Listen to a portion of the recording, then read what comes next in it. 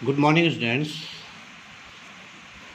इससे पहले हमने 5 जगतीय वर्गीकरण प्रणाली को हम पढ़ रहे थे, जिसके अंतर्गत हमने 5 जगतों जो वर्गीकरण है, आधुनिक वर्गीकरण है, जो कि व्हिटेकर के द्वारा वर्गीकरण किया गया था। उसके अनुसार 5 जगतों में जीवों को बांटा गया: मोनेरा, प्रोटिस्टा, फंजाई, प्लांटी और एनिमेलिया। तो आज अब हम इन जगतों के बारे में, इनकी विशेषताएं, कौन कौन से जीव इनमें पाए जाते हैं, इन सब के बारे में अब विस्तृत रूप से हम पढ़ेंगे। आज हम 2 जगतों के बारे में पढ़ेंगे: जगत मोनेरा, किंगडम मोनेरा और किंगडम प्रोटिस्टा। तो सबसे पहले जगत मोनेरा, किंगडम मोनेरा के बारे में पढ़ते हैं। ये जो जगत है, मोनेरा जगत है, इसमें केवल प्रोकैरियोटिक जो जीव है, प्रोकैरियोट्स जिनको बोला जाता है, अर्थात जिनकी कोशिका प्रोकैरियोटिक होती है।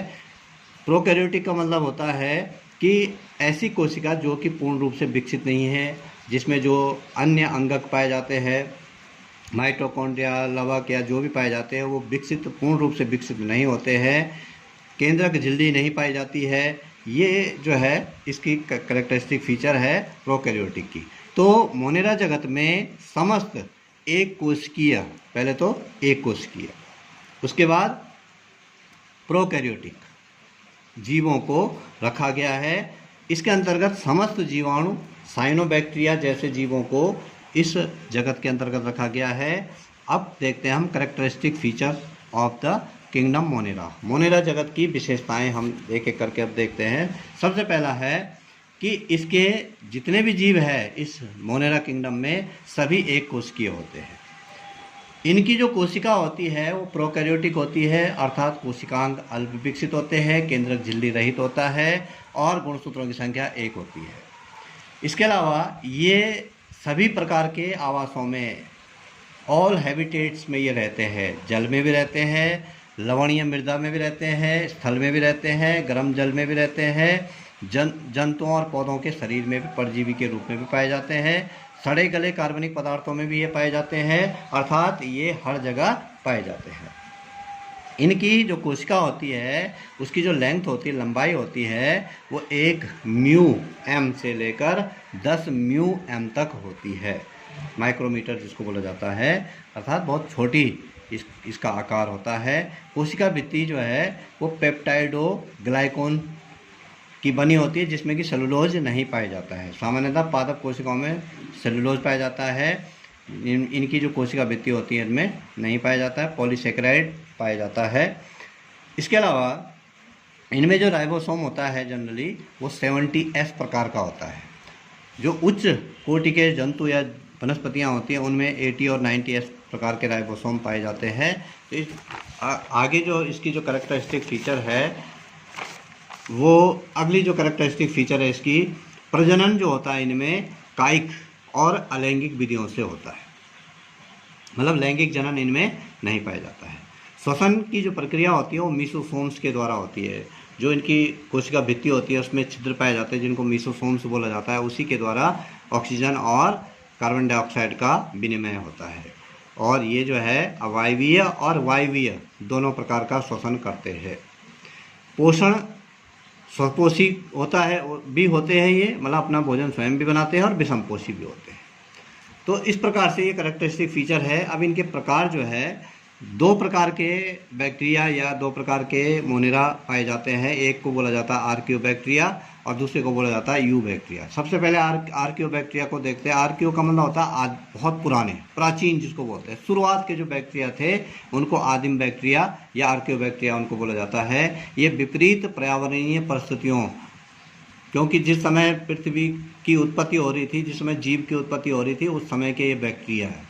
तो विपरीत पर्यावरणीय परिस्थितियों जैसे बहुत ज़्यादा तापमान, ऑक्सीजन की कमी, उच्च लवणता, उच्च अम्लीयता में रहने के में सक्षम होते हैं ये। इनके जो प्रकार है वो 3 प्रकार के होते हैं। एक होते हैं मेथोजेंस, जो आर्कियोबैक्टीरिया होते हैं। पहला मेथोजेंस है, ये दलदली ज़मीन में पाए जाते हैं और ऐसे जानवरों के शरीर में पाए जाते हैं जो जुगाली करते हैं। कट चीविंग जिनको बोला जाता है। रूमिनेंट, उनके शरीर जो रूमिनेंट पाया जाता है, आँत के पास में, उसको रूमिनेंट बोला जाता है। और गाय और भैंस जो है वो जुगाली करते हैं, इनकी आंत में ये पाए जाते हैं। क्योंकि इनके आंत में पाए जाते हैं तो ये गोबर के साथ बाहर भी निकलते हैं, और गोबर से जो है गोबर गैस जो कि मीथेन होती है उसका उत्पादन करते हैं, इसलिए इसको मेथोजेंस बोला जाता है। दूसरे होते हैं हैलोफिल्स। ये अत्यंत लवणीय क्षेत्रों में पाए जाते हैं, इनको हैलोफिल्स बोला जाता है। और थर्मोएसिडोफिल्स जो होते हैं, थर्मोएसिडोफिल्स ये अत्यधिक ताप और निम्न पीएच, एसिडो मतलब होता है जिसका तापमान कम होता है, और एसिड होते हैं, तो ये अम्लीय क्षेत्रों में और अत्यधिक जो ताप वाले झरने होते हैं उन झरनों में ये पाए जाते हैं। अगला जो प्रकार है बैक्टीरिया का वह है यू बैक्टीरिया। यू बैक्टीरिया ये वास्तविक बैक्टीरिया होते हैं। आज के जो विकसित बैक्टीरिया है वो बैक्टीरिया ये है। साइनोबैक्टीरिया में पादपों की तरह पर्णहरिम पाया जाता है, और ये प्रकाश संश्लेषण की क्रिया करते हैं, कभी करते हैं कभी नहीं करते हैं। जीवाणुओं का आकार क्या क्या होते हैं? 4 आकार के हो सकते हैं जीवाणु। एक होते हैं गोलाकार, इस प्रकार से राउंड शेप्ड होते हैं। दूसरे होते हैं दंडाकार, छड़ी के जैसे आकार के होते हैं, इनको बैसिलस बोला जाता है। गोलाकार को कोकस बोला जाता है। तीसरे होते हैं कोमाकार, कोमा जो जिस प्रकार से कोमा लगाते हैं उस आकार के जीवाणु होते हैं। चौथे होते हैं सर्पिलाकार, स्पाइरल इनको बोला जाता है। ये सर्पिलाकार इनका जो है आकार होता है। ये तो हो गया मोनेरा जगत। अब अगला जो जगत है वह है जगत प्रोटिस्टा या किंगडम प्रोटिस्टा, इसको बोला जाता है। इस जगत में भी एक कोशिकीय जीवों को रखा गया है। मोनेरा और प्रोटिस्टा दोनों में एक कोशिकीय जीवों को रखा गया है। केवल अंतर इतना है कि मोनेरा जगत में प्रोकैरियोटिक कोशिका युक्त जीवों को रखा गया है, और प्रोटिस्टा जगत में यूकैरियोटिक कोशिका युक्त जीवों को रखा गया है। यूकैरियोटिक का मतलब कि कोशिका वेल डेवलप्ड कोशिका होती है, कोशिका झिल्ली पाई जाती है, सभी चीज़ें विकसित होते हैं, सेल ऑर्गेनेल्स इनमें पाए जाते हैं, केंद्रक झिल्ली पाई जाती है। Characteristic features of the protista जगत की विशेषताएं। सबसे पहला विशेषता वही है कि ये एक कोशिकीय होते हैं और सुकेंद्रीय यूकैरियोटिक जीव होते हैं। इस जगत के अधिकांश सदस्य जलीय, कुछ स्थलीय भाग में पाए जाते हैं और कुछ नम स्थानों में पाए जाते हैं। अधिकांश सदस्य जो होते हैं इसके वो स्वपोषी होते हैं, मतलब अपना भोजन स्वयं बनाते हैं, लेकिन कुछ परपोषी भी होते हैं। इस जगत के कुछ जीवों में चलन अंग, कसाब, फ्लैजेला जिसको बोलते हैं, वो पाए जाते हैं। कसाब मीन्स होता है ऐसे इस प्रकार की संरचना होती है, ये फ्लैजेला बोला जाता है, इस प्रकार से निकला रहता है। तो इस प्रकार से पक्षमाव, सीलिया पाए जाते हैं। सीलिया का मतलब होता है इस प्रकार से ये जो संरचना होती है इसको सीलिया बोला जाता है। या कूटपाद होते हैं, जैसे अमीबा होता है उसमें स्यूडोपोडिया पाए जाते हैं जो कि गमन और पोषण में सहायक होते हैं। इस जगत के जीव अलैंगिक और लैंगिक जनन दोनों प्रकार से जनन की क्रिया करते हैं। कुछ जीवों में कोशिका भित्ति पाई जाती है जबकि कुछ में नहीं पाई जाती है। अब प्रोटिस्टा का वर्गीकरण हम करते हैं। प्रोटिस्टा को 3 वर्गों में विभाजित किया जाता है। एक होते हैं प्रकाश संश्लेषी प्रोटिस्ट, दूसरे होते हैं उपभोक्ता अपघटक प्रोटिस्ट, और तीसरे होते हैं प्रोटोजोन्स प्रोटिस्ट। पहला है प्रकाश संश्लेषी प्रोटिस्ट। इसके अंतर्गत जो है 3-4 वर्गों में इसको हम बांटते हैं। जैसे पहला वर्ग है इसमें डाइटम्स, स्वच्छ जल एवं लवणीय जल में ये रहते हैं। क्लोरोफिल पाया जाता है इनमें, प्रकाश संश्लेषण की क्रिया करते हैं ये, क्योंकि क्लोरोफिल इनमें पाया जाता है। उदाहरण है इसके ट्राइसिरेटियम इसको बोला जाता है। और दूसरा जो वर्ग है वह है डायनोफ्लैजिलेट्स। डायनोफ्लैजिलेट्स जो होते हैं वो भी एक कोशिकीय होते हैं, समुद्री जल में पाए जाते हैं। कोशिका भित्ति पाई जाती है जिसमें कि सेलुलोज पाया जाता है, कसाब पाए जाते हैं, फ्लैजेला पाए जाते हैं, और इसका उदाहरण है गोनिया लैक्स। तीसरा प्रकार है यूग्लिनोइड। यूग्लिनोइड जो होता है अधिकांश स्वच्छ जल में और स्थिर जल में ये पाए जाते हैं। इनमें कसाब पाए जाते हैं। सूर्य के प्रकाश की उपस्थिति में ये प्रकाश संश्लेषण की क्रिया करते हैं, और अन्यथा ये जब सूर्य का प्रकाश नहीं होता है तभी परपोषिका के रूप में कार्य करते हैं। का मतलब पोषण परपोषी करते, दूसरे से भोजन प्राप्त करते हैं। इसका उदाहरण है यूग्लिना।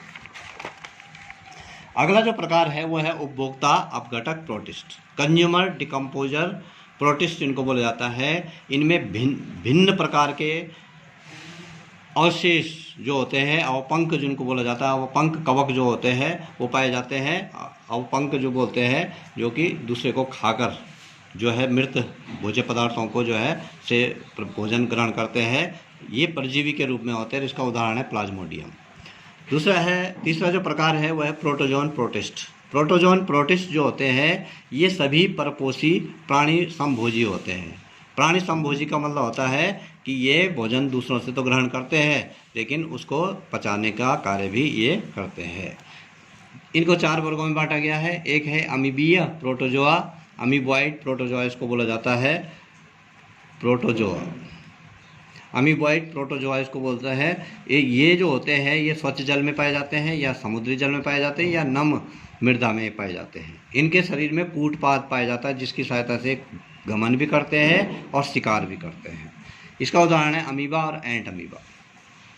दूसरा है कसाबी प्रोटोजोआ, फ्लैजिलेट प्रोटोजोआ इसको बोला जाता है। कामला इनमें कसाब पाए जाते हैं। ये स्वच्छंद भी होते हैं, फ्री लिविंग जिसको बोलते हैं, और परजीवी के रूप में भी होते हैं। शरीर पर कसाब इनमें पाया जाता है और इसका उदाहरण है ट्रेपेनोसोमा।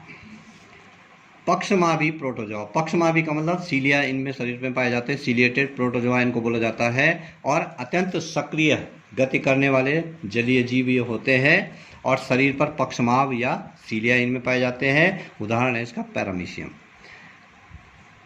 चौथा जो वर्ग है वह है स्पोरोजोआ।